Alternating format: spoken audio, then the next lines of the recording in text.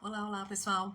Eu tô um tempo sumida, né? Mas eu voltei pra gente finalizar aqui os contos da obra No Seu Pescoço, que está na lista do vestibular da Unicamp, escrita pela nigeriana Chimamanda Ngozi Adichie. Bom, o conto de hoje vai ser a Embaixada Americana. Gente, antes de mais nada, eu queria que vocês tomassem cuidado, você que é vestibulando, com o ChatGPT, com o Google, porque, gente, tem muitas informações erradas sobre os contos nessas plataformas aí de inteligência artificial, tá?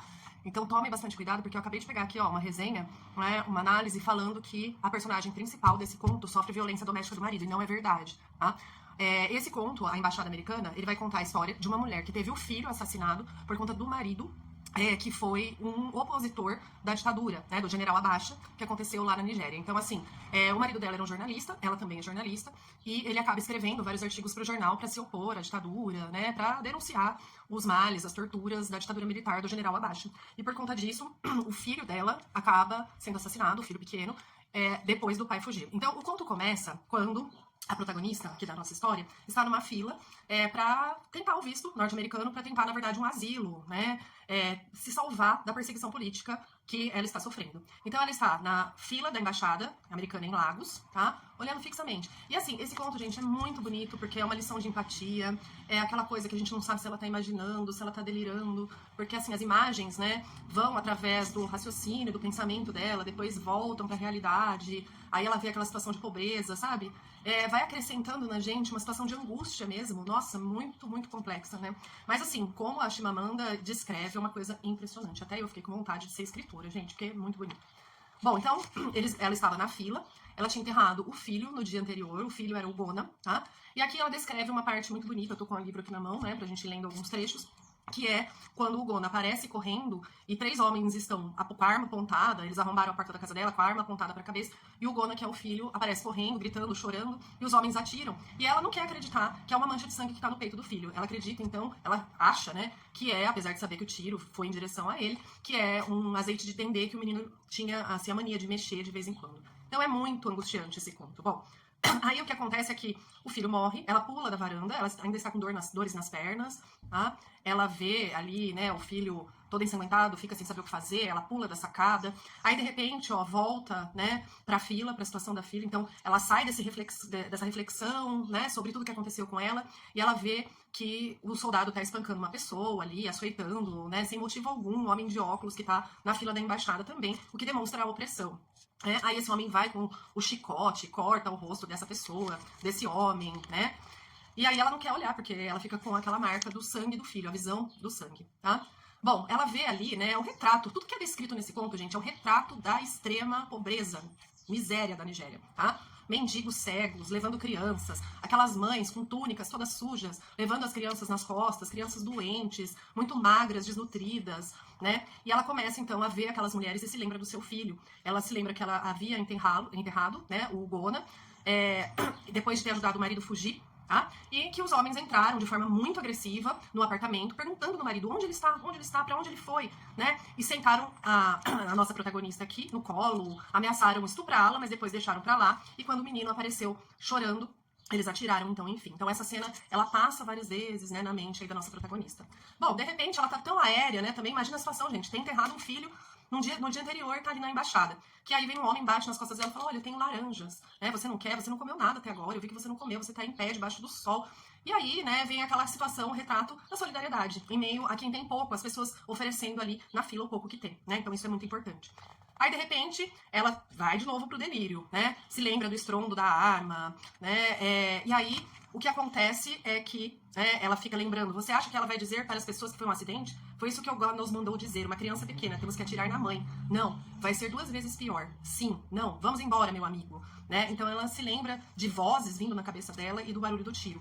E aí, ela se lembra também da situação dela pegando o filho pequeno e pousando a face do filho, né, no peito dela. E ela se lembra que ela nunca sentiu tanta vergonha antes de não poder ter feito nada pelo filho naquele momento.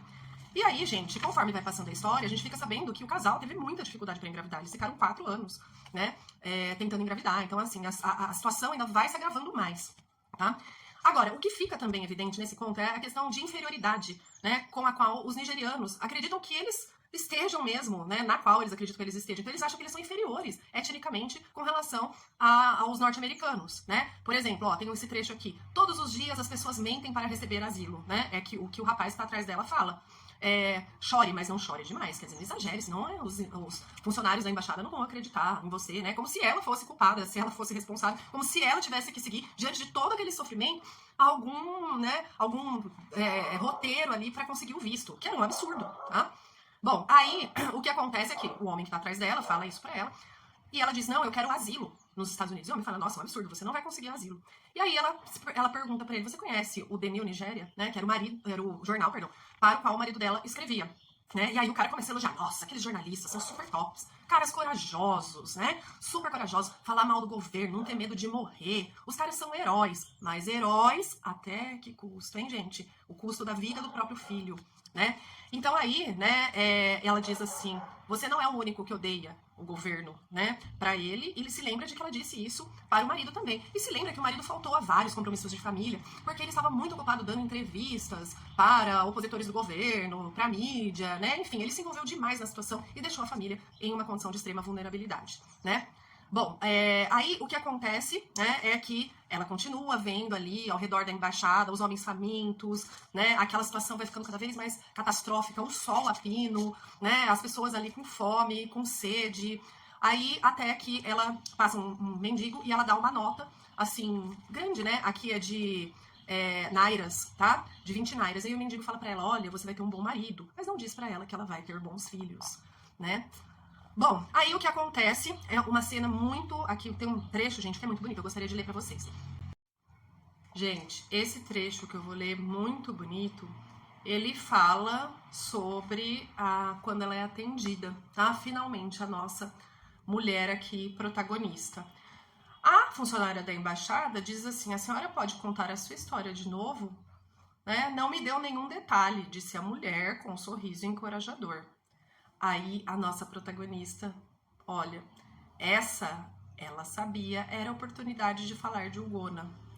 Olhou por um instante para a divisória seguinte, onde havia um homem de terno escuro que se inclinava para o vidro com reverência, como se rezasse para um funcionário ali atrás. E se deu conta de que morreria feliz nas mãos do homem de camisa de capuz preta, ou nas mãos do homem da careca brilhante, que eram aqueles homens que arrombaram o apartamento e mataram o filho, antes de dizer uma palavra sobre o Ugona para aquela mulher. Ou para qualquer pessoa na embaixada americana, antes de vender o Ugona por um visto para um lugar seguro. Gente, esse trecho é muito bonito, né? Porque assim, ela podia falar, olha, o meu filho foi assassinado, né? Enfim, dar os detalhes, mas para preservar a memória do filho aqui, que é muito mais importante do que um asilo, né? Que é muito mais importante do que um abrigo para ela não diz nada. Ela só pensa que gostaria de ter morrido nas mãos dos assassinos do filho, tá? Aí, ó, eles não mereciam saber, quer dizer, ela não ia dar detalhes dessa história tão trágica para preservar a memória do filho, que para ela era muito mais importante que qualquer visto norte-americano, né? Então fica aí a questão dos valores totalmente diferentes, né? Que a gente hoje ainda discutiu lá na fala do Donald Trump, no discurso dele, a questão da xenofobia declarada, né? Esses imigrantes, eles são animais, eles são criminosos, tá?